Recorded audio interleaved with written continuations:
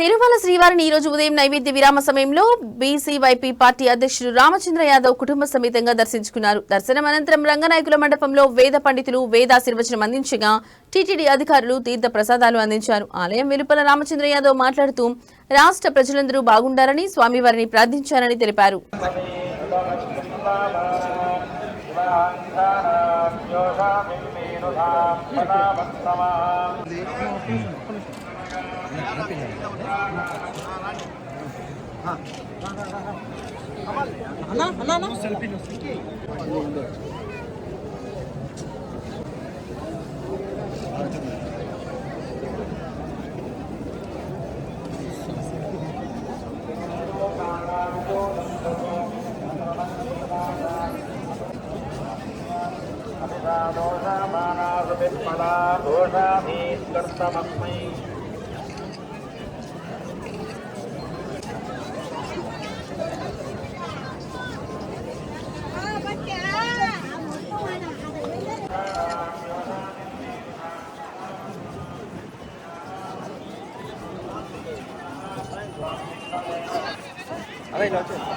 Open చేస్తా.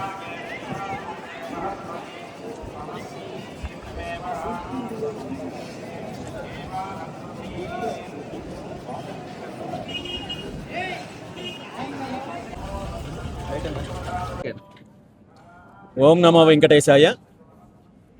ఈరోజు కుటుంబ సభ్యులతో కలిసి శ్రీవారి దర్శనానికి విచ్చేయడం జరిగింది. ఆ స్వామివారి ఆశీస్సులతో ఈ రాష్ట్రంలో అందరికీ మంచి జరగాలని మనస్ఫూర్తిగా కోరుకుంటూ అందరికీ ధన్యవాదాలు తెలియజేస్తాను.